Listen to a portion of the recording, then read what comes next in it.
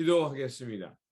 좋으신 아버지 하나님, 저희들에게 이 아침의 시간을 허락하여 주시고 또 이 아침을 깨우며 주님의 말씀 가운데 살게 하시니 감사를 드립니다.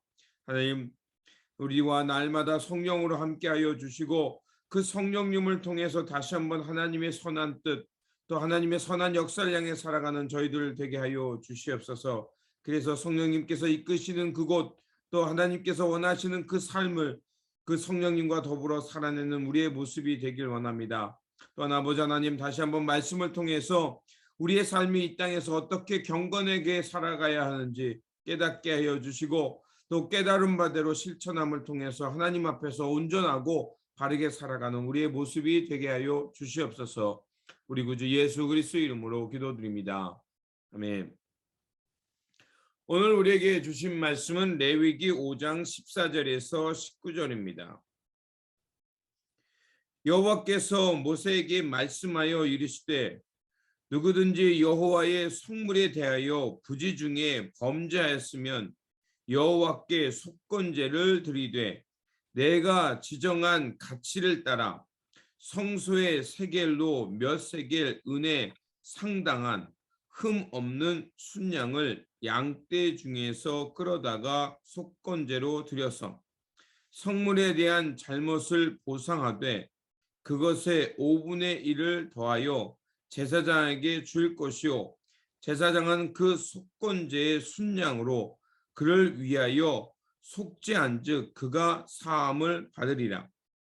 만일 누구든지 여호와의 계명 중 하나를 부지 중에 범하여도 허물이라 벌을 당할 것이니 그는 내가 지정한 가치대로 양떼 중 흠없는 순양을 속건 제물로 제사장에로 가져갈 것이요 제사장은 그가 부지 중에 범한 허물을 위하여 속죄한즉 그가 사함을 받으리라. 이는 속건제니 그가 여호와 앞에 참으로 잘못을 저질렀음이니라. 아멘. 오늘 본문 말씀은 속죄제와 속건제에 대한 말씀입니다. 먼저 속죄제를 드려야 하는 4가지 부류가 나옵니다. 그것은 먼저 제사장의 죄, 그리고 이스라엘 회중이 지은 죄, 그리고 족장이 지은 죄, 그리고 4번째로 일반 백성이 지은 죄입니다. 오늘 우리가 읽었던 5장은 바로 그 일반 백성들이 하나님 앞에서 어떻게 속죄를 받을 수 있는가, 그 속죄제를 통해서 어떻게 다시 한번 그 백성이 온전해질 수 있는가를 전해주는 말씀입니다. 먼저 개인이 하나님 앞에서 잘못을 짓는 그 죄의 유형들이 나옵니다. 먼저 첫째는 1절에 누가 저주하는 소리를 듣고도 그것에 대해서 아무런 증인이나 고지하지 않은 것, 그 의무를 불행한 것을 대해서 그것이 하나님 앞에서 죄라는 것입니다. 그렇게 그 의무를 다하지 못한 것에 대해서 하나님 앞에 나와 속죄를 드리라고 말하고 있습니다. 그리고 두 번째는 2절과 3절에서 부정한 것을 만진 것, 즉 하나님 앞에서 부정한 몸이 부정해진 것을 속죄 받아야 됨을 말하고 있습니다. 그리고 세 번째는 바로 하나님 앞에서 하나님의 백성이 거짓 맹세한 죄를 지었을 때 그것을 하나님 앞에서 나와 그 거짓 맹세한 것을 다시 바로잡고 하나님 앞에 속죄제를 드리라고 하고 있습니다.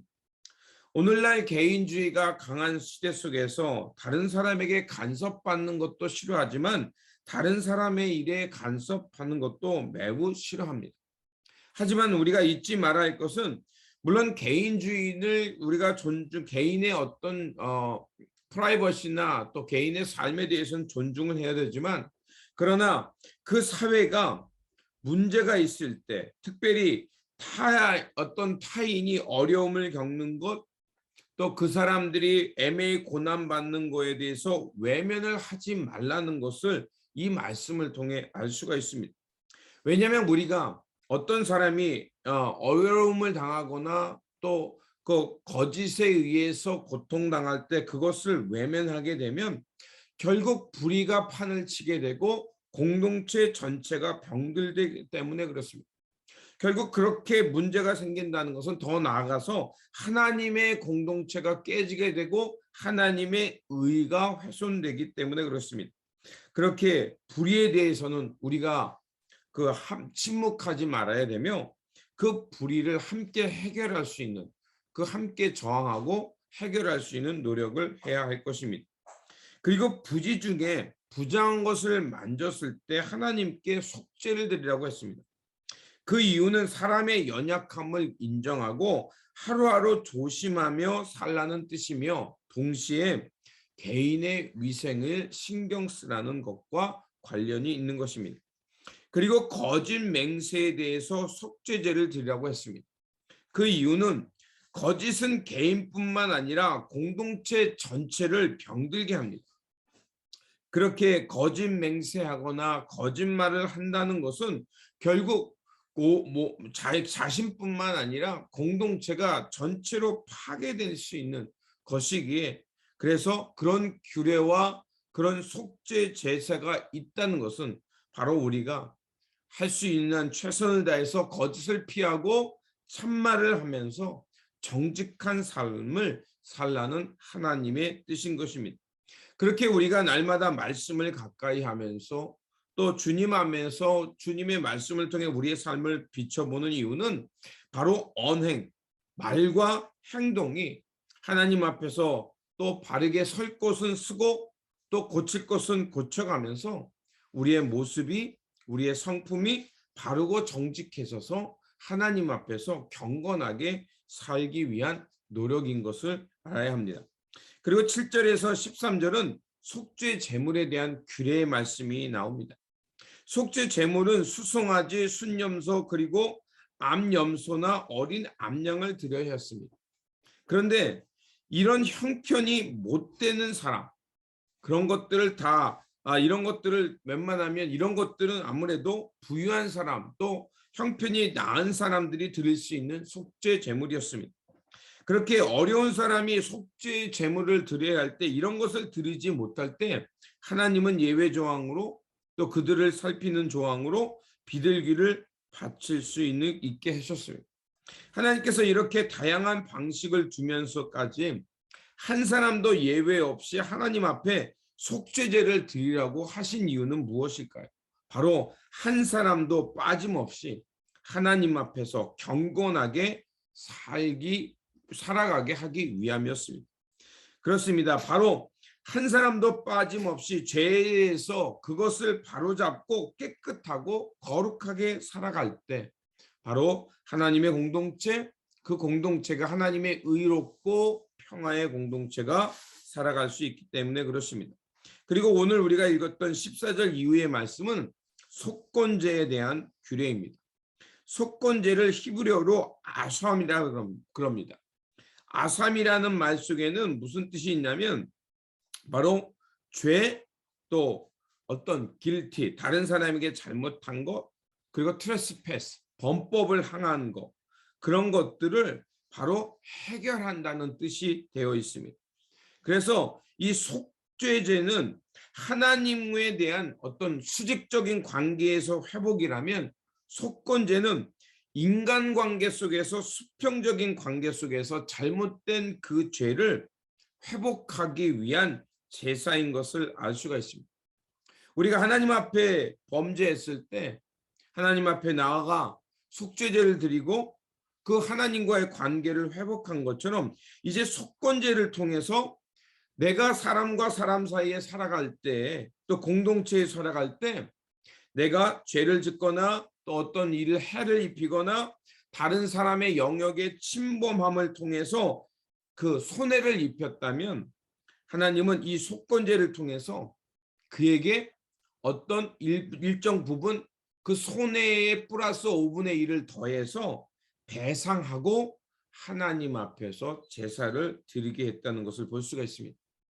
그렇게 속죄제나 속건제 모두, 속죄제는 하나님과 사람의 바른 관계, 그리고 속건제는 사람과 사람 관계 속에서 잘못을 바르게 잡고 그리고 내가 마땅히 배상해야 될 것은 배상하면서 하나님 앞에서 바른 관계를 맺으며 그 의롭고 평화로운 공동체를 살아가도록 하나님께서는 이런 규례를 두셨다는 것을 볼 수가 있습니다. 그렇습니다. 하나님과의 수직적인 관계도 우리가 바르게 가져야 하지만 또한 이와 마찬가지로 사람과 사람과의 관계 속에서 우리가 그것도 바르게 또 회복하며 살아가야 한다는 것입니다.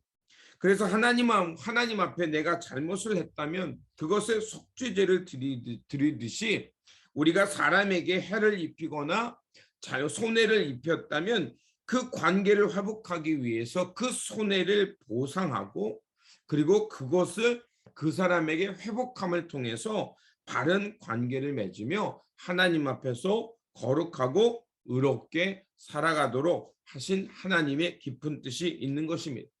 그렇게 우리가 이런 규례와 또 속건제, 속죄제를 통해서 깨닫는 것은 바로 하나님께서 우리가 하나님 앞에 살아가는 그 모습 자체가 언제나 용서를 구할 것이 있다면 구하고 손해를 입힌 것이 있다면 그것을 보상하면서 바른 관계와 평화와 의의 공동체를 이루어가라는 하나님의 깊은 뜻이 있음을 볼 수 있습니다.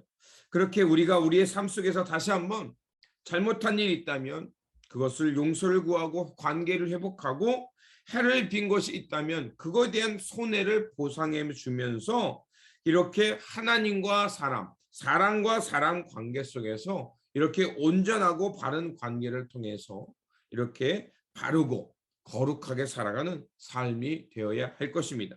오늘도 우리에게 주어진 이 삶 속에서 이렇게 하나님과 사람과 사람 사이 속에서 바른 관계를 맺으면서 거룩하게 또 의롭게 살아가는 저와 여러분들이 되시기를 주님의 이름으로 축원드립니다. 기도하겠습니다. 거룩하신 하나님, 속죄제와 속건제를 통하여서 하나님과 사람들 앞에서 거룩하고 바르게 살아갈 수 있도록 우리를 깨우쳐 주시고 인도하여 주시니 감사를 드립니다. 하나님에 대한 죄뿐만이 아니라 사람의 관계 속에서도 범죄하고 잘못된 일이 있으면 그것을 바르게 잡고 보상하며 살아가도록 지켜주시옵소서. 그래서 항상 하나님 앞에서 거룩하고 참된 사람 되어서 우리가 화해와 평화 또 하나님 앞에서 의롭게 살아가는 주님의 거룩한 백성들 되게 하여 주시옵소서. 우리 구주 예수 그리스도의 이름으로 기도드립니다. 아멘.